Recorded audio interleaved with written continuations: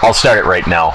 Ladies and gentlemen, boys and girls of Spark, this interview with CaDF is brought to you by SparkCast. We are joined here by CaDF. It's the SGL 2011 season. We figured we'd get a little bit of an opportunity to speak with some of the clans playing in SGL now, find out what makes them tick, find out a little bit about their history, their league experience, their experience with each other, recruiting strategies, things like that. So we just want to get an idea from the clan. First of all, who is the top dog in the clan that's with us right now? We're joined by Ali, Astruck, Geodude, who's Geodude again? Monoxide. Monoxide. Goobs, Lux. Lux, I'm not familiar with you. Puffball. Puffball. Okay, there we go. I know Puffball. Parrotman, Fusion, and Sebek. So we all are pretty familiar with these guys. I don't think there's like any official leader. Everyone has done some leadership roles in the past. I think right now I've made some, executive decisions, I guess, for the clan. So right now, like, it's probably me and Sebek as captains. So that kind of adds some insight into, how the clan sort of works together. Would you guys say that you're pretty much, you've known each other for a long enough time that you're kind of comfortable with just, letting things flow? You all get along fairly well. There's not a lot of contention, so it makes it very easy to, for everybody to sort of put. Yeah,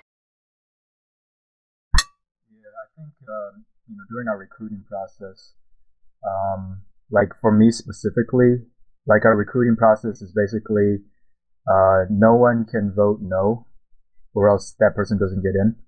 So for me specifically, I make sure that their personality meshes well with the clan, or at least they're not immature or a total douchebag. So I try to keep those people out of the clan, because I actually quit a really highly skilled clan because I couldn't relate to how they were acting. So that part of teammate is really important to me. So I think having those type of people in our clan,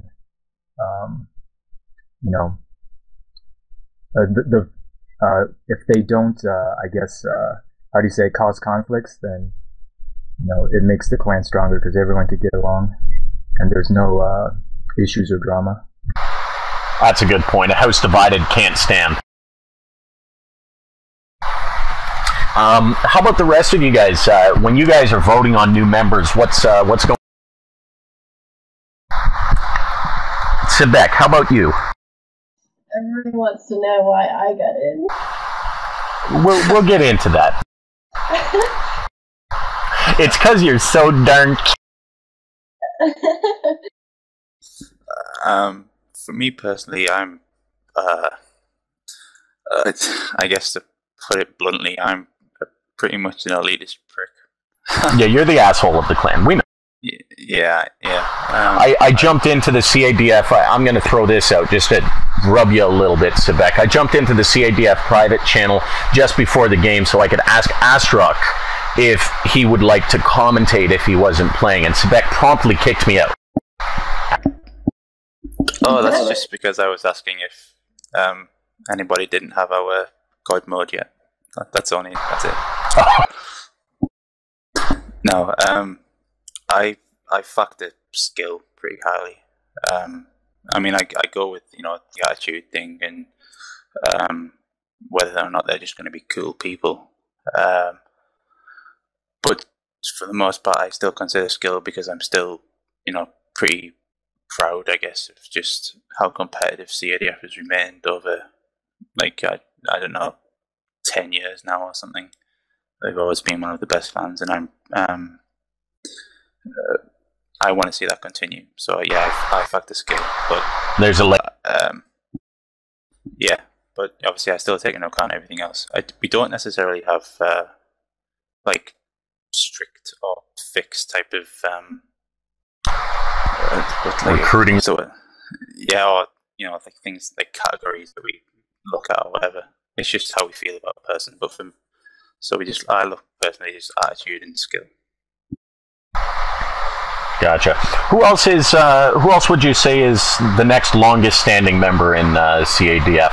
Who else in the group here really puts their 2 cents worth in when it comes to the recruiting?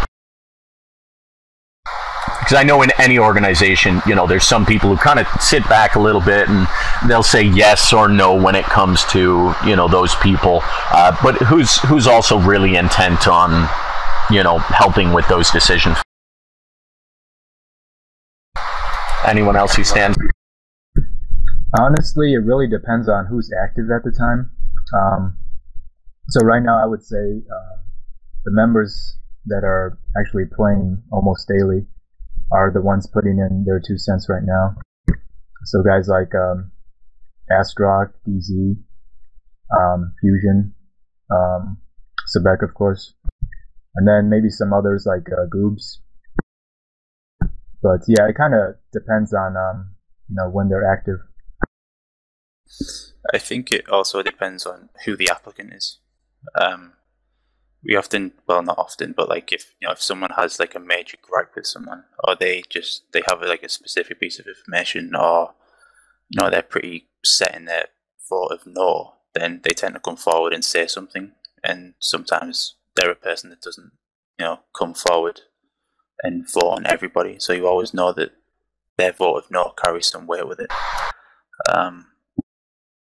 So yeah, how active they are and who the applicant is. Yeah, that's a good point. Like a lot of members in this clan are kind of like go with the flow or go with the majority. So they may not, they may see the topic. That's actually how we recruit. We recruit through like forum discussion. So they may see the topic, but they may not chime in because they're kind of indifferent. Gotcha. All right, so Ali, to your question, how did you? I don't know. I'm just that awesome, I guess. You heard it first here, folks. I'm completely modest. That's how I got in. Now, I think a lot of people sing your praises, Ali. You're a very level-headed person. You treat people with a lot of respect. So, as Parrot Man was mentioning, that definitely has to hold some weight. But P-Man, Sebek, you guys have been talking a lot about the recruiting process. How'd you make the decision on Ali, somebody who is not necessarily playing in the league? She's not attached to the roster per se. What brought her into the mix for you guys?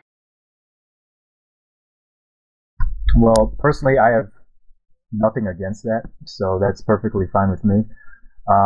Basically, no one voted no outright, and that's mainly why she got in. She had 0 no votes, so basically after a month, she got in. I guess that's an average point. Nothing. Just said that was a ringing endorsement.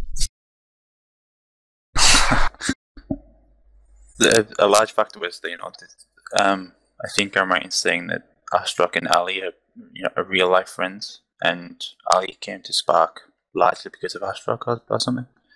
And that the fact that someone knows someone in real life carries quite a bit of weight with it. And then she became good friends with Parrotman because Parrot and Astrock are good friends, and I think she became good friends with Goobs and Turbo. And so like we said, if you're a cool enough person, then generally that stands you in good stead.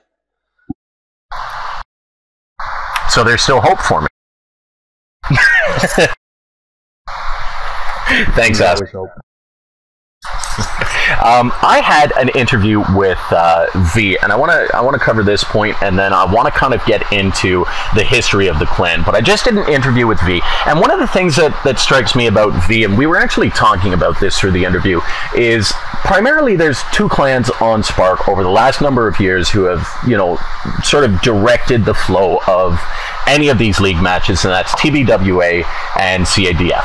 Now, you guys have been the powerhouses, and generally the recruitment process seems to looks on the outside as if You wait for top players to really, really, really show their stuff, to outshine, and that's when you start bringing them into this top level clan. And it's great because everybody wants to be a CADF. Everybody wants to be a tiny bubble with attitude. They've got the legacy. Now, V... I just want to laugh at that for a second. Sorry. Everyone wants to be a tiny bubble with attitude. Yes. But V has a different strategy in terms of the recruiting. Meek has been mentioning very strongly that he's looking to go out and find those players who have potential and build them. Bring them into V early and hopefully generate a lot of loyalty points for that and push them up the level by training them rigorously. What do you guys have to say about the differences or maybe even the similarities between that attitude and what the outside view might see as a different sort of attitude in the CADF recruitment procedure? Sorry, I was talking to someone in the room, but you were asking how TBWA's recruiting and CADFs differ? No, I was talking more about V. V has Meek in particular has been strongly outspoken about going out and finding lower players, people who have not yet gotten the chance to learn from the greats, and actually taking them early into V, generating loyalty points, and basically increasing their skill through training them. Now, to the outside, CADS recruitment procedures and TBWA's recruitment procedures seem to be more along the lines of, okay, we're going to wait for the top player to show themselves and prove themselves excellent, and then we'll recruit them in. What do you have to say about the similarities or the differences between the V recruitment strategy that Meek is trying to propose versus... Honestly, I don't think we have a recruitment strategy. It's basically a mishmash of people's opinions, and if they feel strongly against a certain player, they'll reject them. But I think a lot of people in this clan view skill very highly. So that's why on the outside it looks like we only recruit skilled players. I don't know if anyone else wants to add to that. I do. We do look for potential. Perhaps we find players with potential who are already more developed. They're already further along the line, but we still do look for potential. I think prime examples of this are myself and Puffball and Turbo. Just to give three right now. I joined CADF after being in TNT, and at the time of being in TNT, I don't think many people rated me highly. Nobody at all had their eye on Puffball, as far as I'm aware, before the 2009 SPL, and then he just absolutely burst onto the scene. And I think he's at a point now where he is undeniably one of the best players on the game. And then there's Turbo. Turbo, I don't think anybody else considers Turbo to be a top player, and one of the biggest reasons Turbo was recruited was purely for his potential that we saw, and we felt that he could become a good player. One of the things that I've said actually in some of the topics of applicants that we've been discussing is that as a clan, I don't think CADF is, or TBWA for that matter, is really well suited to helping not like mediocre players or let's say bad players become like good or average or something.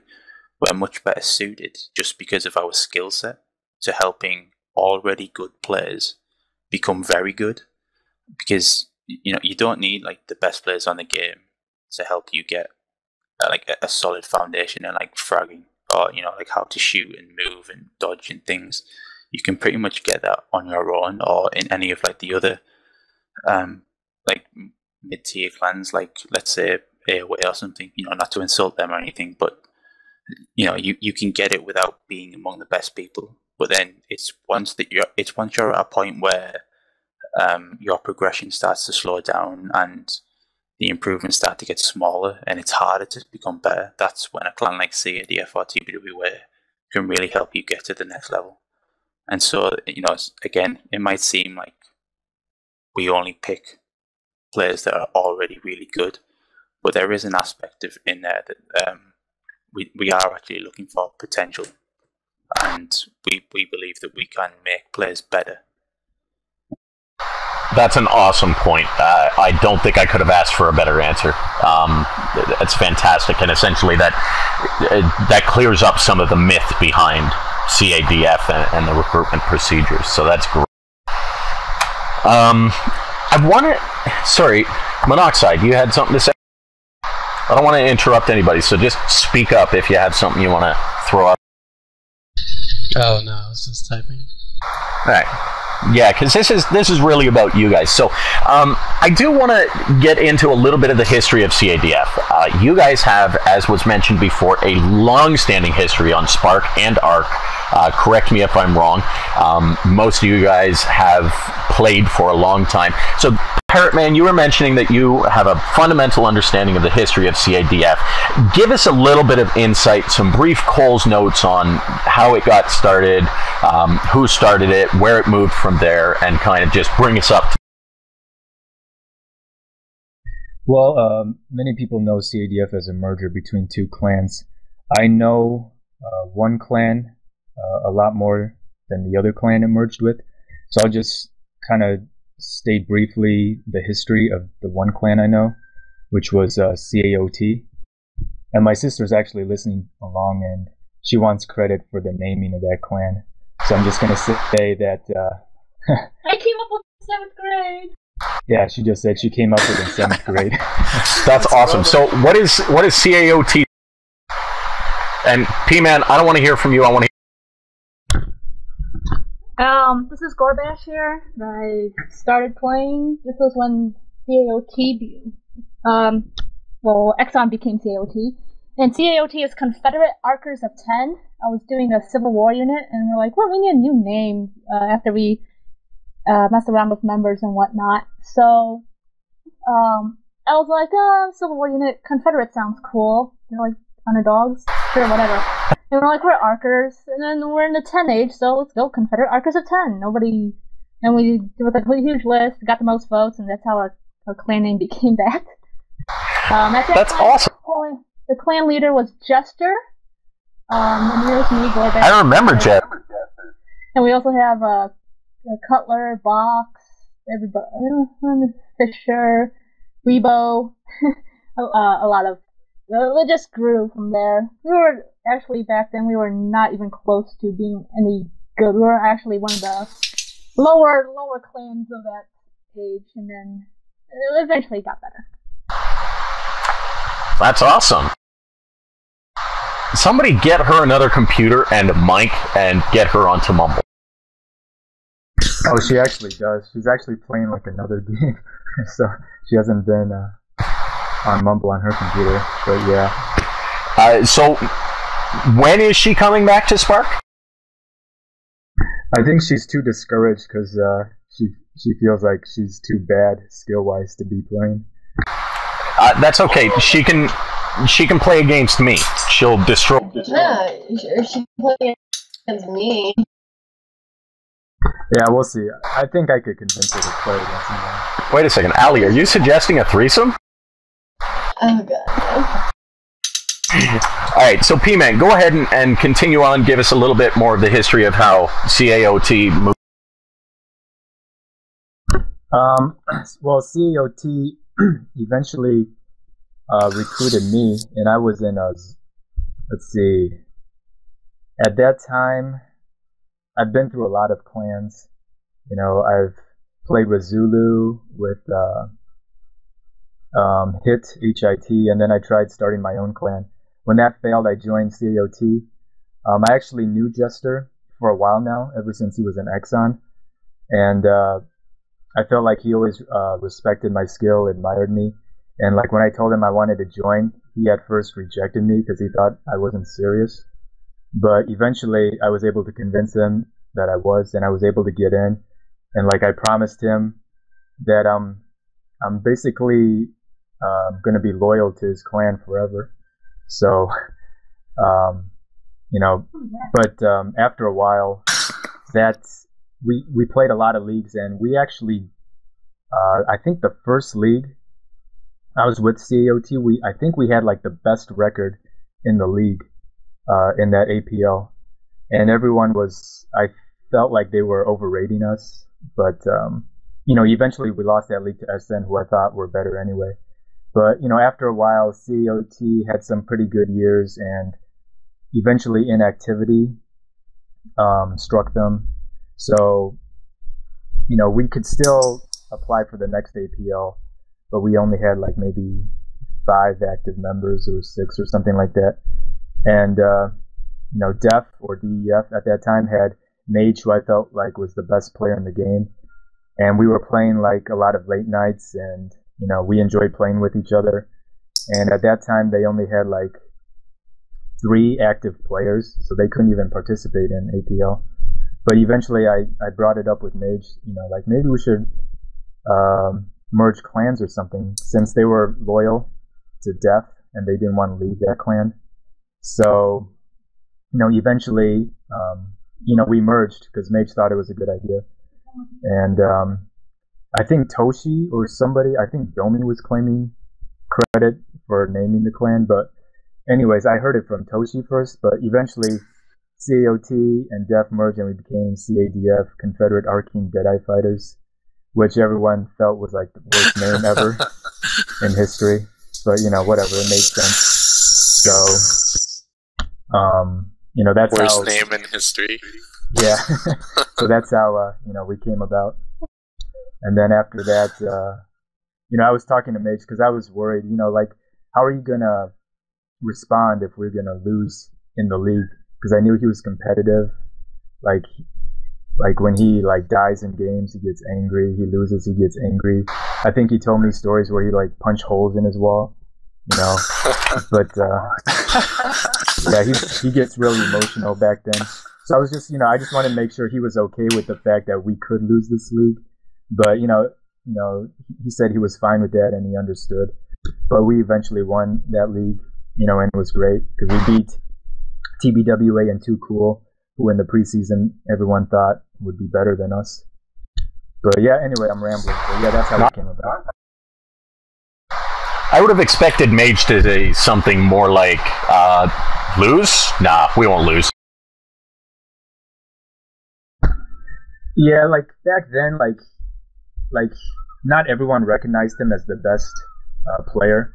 Like some people felt like, he was a good player, but definitely not the best. But in my opinion, I felt he was the best. But, he was still new to being regarded as like such a big name player. So I don't feel like he had, that type of confidence level where he felt, yeah. And like in the previous league or leagues that he joined, they didn't win it. So he never won a league up to that point. Well, interesting, some history there about Mage. I'm in the process. I just spoke with Havoc, who apparently is a personal friend of Mage's in real life, and asked him to get him a message. Hopefully I can get him on and do a Sparkcast interview with him, get some of his knowledge and experience, and I'm sure it'll cover some of the timelines that you're talking about. So moving forward, though, I did, Sebek was kind enough to link this COD.com leagues page, and got a chance to take a look at from 1999 the history of CADF, CAOT, DEF, and CAOT, DEF, and then CADF, and the transitions there. How many of those leagues were you a part of? What years were you a part of, Parrotman?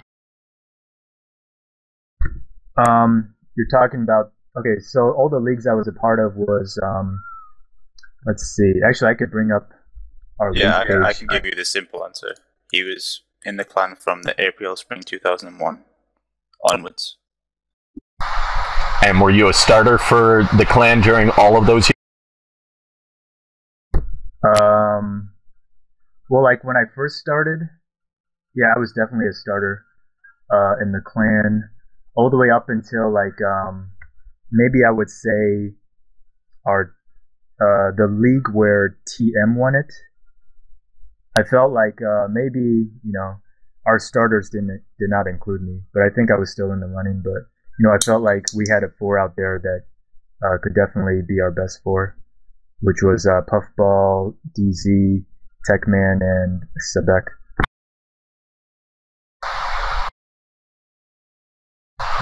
So a long history with CADF, with Parrotman. Obviously, some great insight into the team, the ability to develop players and whatnot in that sense. I kind of want to hear from a couple of other people in the clan. You mentioned Techman. You've been in the clan for a little while. How do you feel the clan has sort of developed with you, or how do you feel you've developed with the clan? You've been in for how long? I have no idea. Yeah, we can look this up as like our history is on the website. I don't commit much to memory with regards to Spark. Okay. Yeah, he was in APL. Well, he was in APL 2002 onwards. So yeah. Okay. Yeah, we had like an epic playoff game against CAOT. I remember that when I was in mod. Yeah, beat us I in remember like that. overtime or something, and it's only because like Zinx was smoked with the flag and he killed me from like full. I had like just spawned. It was like the worst life ever, I think.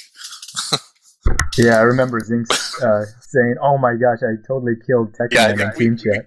Yeah, we had both your flags in our base, I think, and he was taking one of them away, and yeah, he killed me, and he was smoked, and I had just spawned.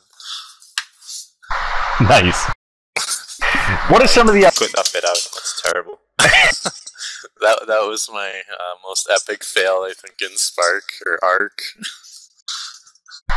What are some of the other, historical moments that you guys remember that you'd like to share with the?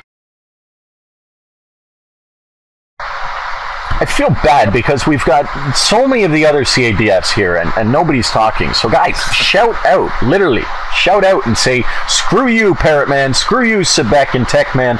I want to turn to... Well, for me, my whole competitive history with CADF involves 2 games against SA, so I don't have a whole lot here. Yeah, but you've been around since the start of CADF.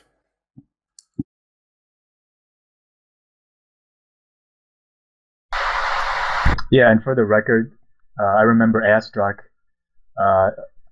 opinion on the clan when we first merged. He was the one who I remember saying we had like the worst name ever. So And I right think- though. It sounds familiar. I think that Astrok was a part of the Too Cool line. That was the only line ever to beat CADF's prime line, or whatever you want to call it, of Mage, Pirate, Cutler, and Toshi. Yes, that was a really good series. Oh, sorry, I was on mute. I know Parrotman. I personally felt like going into that series that CADF had the most talent, and I mean they proved that through the results of the games. I think our top three were pretty even, but our 4th was a little bit weaker, and maybe it could have been a better series if we had a better 4th. But I'm still glad that we even took 1 game off of you guys. And which game was this? Which season was? I don't remember the specific season, but it was a 3-game final series, and we kind of stole game 2, and game 3 was competitive as well, but CADF was obviously outplaying us, and they ended up taking it 2 games to 1, and they destroyed us the first game 3-0. Yeah, this was APL 2001. Our Yeah. first APL at CADF. We also had our epic comeback versus, who was it, E or whatever? Yeah, that was our that was down the line in 2005. Yeah, that's my most memorable year. And you guys had that series versus OD in MLA before that, 2005 APL, where you were down 2 games in the finals, and then basically you did what TM did to us, and then you won 3 straight games. Yeah, that was good too, but it wasn't as sweet because we were favorites going in. We were like big favorites going in. But yeah, the 2005 one was the sweetest for me personally because we were like the 4th or 5th seed going into the playoffs and we won the whole thing. It's always nice when you see something like that. Goobs, you had wanted to make a couple of comments. Let's get your opinions on here. How long, first of all, have you been with the clan CADF? I was part of that Too Cool clan when CADF first won, and I joined pretty much right after. So since 2001. All right, and what have your experiences been like so far? Obviously, you guys have all, such a high amount of loyalty. It's commendable. But Goobs, go ahead. Yeah, I mean, that's one of the things that I always loved about CADF. We always had very low roster turnover with a lot of loyalty. But, I agree with Parrot that APL 2005 was the most gratifying. Because before that, we were just expected to win all the leagues. That was definitely our toughest challenge, and we only had like 5 active players. So it was really hard. Understandable. So what was one of your most memorable moments, Goobs? I've been playing so long, they all kind of blur, so I don't really have any that stick out. Alrighty. Puffball, you're here with us too. Monoxide, you guys got any comments you want to make? Fusion, you keep muting and unmuting yourself. Yeah, for some reason, whenever Asterisk talks, something happens with my mic or something. I don't know if you guys heard. There's a whistle. That's awesome. Yeah, it like echoes through mine, but it's only when Asterisk talks. Good old mumble. So go ahead, Fusion. How long have you been with the clan? Oh yeah, that's the thing. That's why I haven't really been chiming in, since most of the stuff you guys have been talking about were pretty far back in time. I had just joined CADF in the end of 2009, and so last season, SPL 2010, was the first season I've actually played with the clan. So, well, the future is still the history. So do you have a memorable moment from last year? Or was it just getting into CADF? Yeah, I mean, nothing really sticks out from last season. I do remember I did get a chance to play with them in the semifinals against Sin, and we ended up winning, so I was pretty happy about my performance in that series. Awesome. Puffball, you're here with us too, right? Can he speak? Hey, one sec, if you don't want me interrupting PB, you still have to upload the stats from that game. Touche.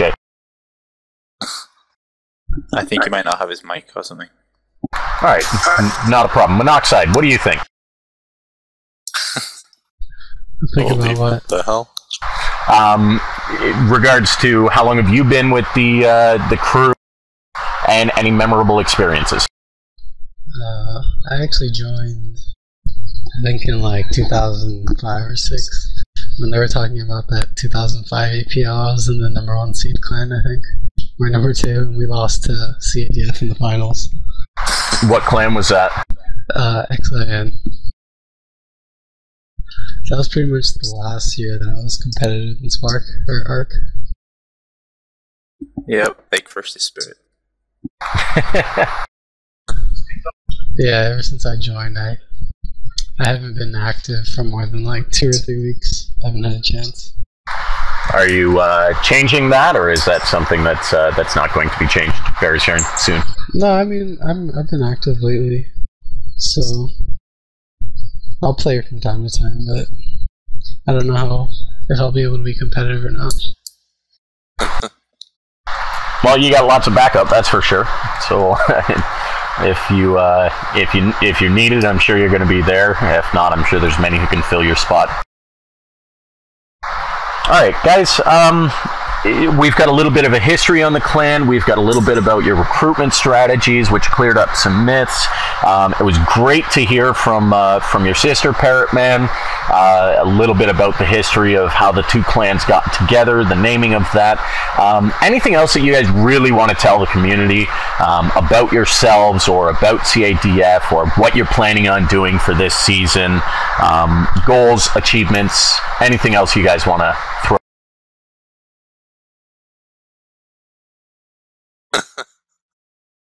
Stop overrating me. It's getting ridiculous.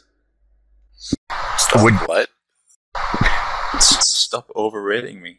Oh, Everyone's saying I'm like Mage Junior or something. It's pretty stupid. that's because everyone else is terrible.